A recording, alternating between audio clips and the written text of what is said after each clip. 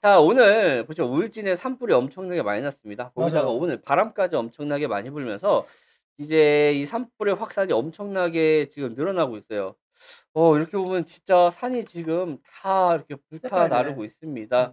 엄청나게 큰 화재가 있는데 여기에 또 문제가 되는 게 근처에 이제 한울이라는, 다들 아시겠지만은 이제 핵발전소가 있어 가지고 음. 이 부분에 대해서 조금 얘기들이 나오고 있는데 잘 해결이 됐으면 좋겠습니다. 갑자기 산불이 나는 바람에 또 이제 국가 위기 경보까지, 이제 핵발전소까지 있기 그쵸, 그쵸. 때문에 위험한 상황인데 잘 처리가 될 거라고 생각이 드네요. 다들 아시겠지만 대한민국은 초코파이죠. 그쵸. 정이 있는 나라입니다. 네, 이 초코파이 때문에 뭔가 이슈화가 하나 됐습니다. 어떤 거요? 그 러시아나 요즘에 보시면 러시아랑 우크라이나가 이제 문제가 있잖아요. 네. 거기에 이제 중국도 이제 러시아 편을 들고 있고 이제 뭐 대만까지 이렇게 문제가 되는 타점에 중국 애들이 초코파이를 걸고 넘어졌어요. 음. 아니 근데 러시아랑 우크라이나랑 싸우고 있고 너희들이 대만이랑 싸우는데 왜 초코파이를 걸고 넘어지느냐? 그러니까요. 갑자기 초코파이 불매운동이 일어납니다. 이해가 안 되네. 러시아하고 이제 중국에서만 초코파이 값 올랐어.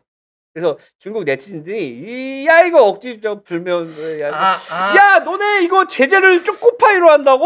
야 이거는 아니지."라고 이제 중국 애들이 반기를, 그냥 물가가 올라서 올라간 게 아닐까? 그렇죠. 이제 중국이랑 러시아 물가가 올라가서 올라간 게 아닐까라는 생각이 드는데 어쨌든 간에 러시아랑 중국에서만 "너네 이거 지금 이거 이제 어떻게 더럽고 치사하게 먹는 걸로 장난치냐?" 먹는 거 가격을 왜 러시아는 중국만 올렸느냐? 그러면서 이제 직접 초코파이를 만드는 방법을 소개하는 게시물도 있고요. 일부 네티즌은 "오리온은 중국에서 나가라. 그리고 중국을 무시하지 말라. 사과부터 해라." 등 원색으로 비난하기도 했는데, 네. 야 그렇게 따지면 시중에서 우리가 사용하는 뭐 장비들이라든지 이것저것 다 보시면요. 중국제가 굉장히 많습니다. 그렇죠. 중국산. 그러면 이 중국산이 사실 중국보다 더 비싸겠죠, 당연히. 네. 요즘 이런 것처럼 네티즌들이 여론적으로 어떻게 몰아가려는 게 좀 많은 것 같습니다. 자, 이런 타점에 다들 아시겠지만 우리나라 이 1 인당 국민 소득이 35,000달러를 돌파했어요.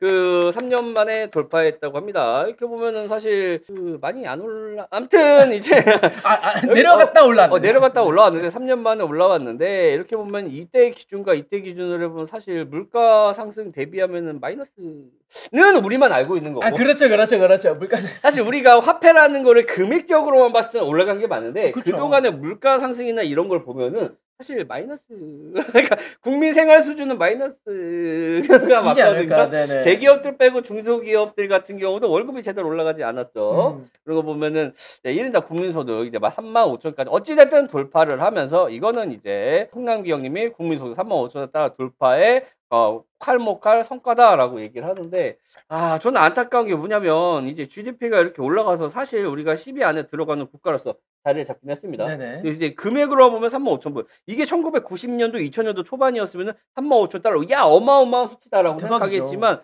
사실 그동안 물가가 올라간 걸 보시면 소주 값이 이제 올라가고요. 맥주값, 통조림, 햄, 요즘에 스팸값까지 올라가면서 사람들이 말이 다 많더라고요. 올라갑니다 진짜. 치약, 샴푸, 과자, 대게, 명산 이것만 올라가는 게 아니라 국수, 소금, 달걀, 돼지고기 그거 다 올라갔어요. 상승폭이 기본 30% 20%대. 모든 게 물가가 올라가고 예. 전 세계적으로 우리나라 말고도 해외도 다 올라가니까 그래서 일단 올라가는 거다. 국민소득은 올라갔지만 사실 월급은 저번에 말씀드렸지만 월급 제대로 못 올라갔죠.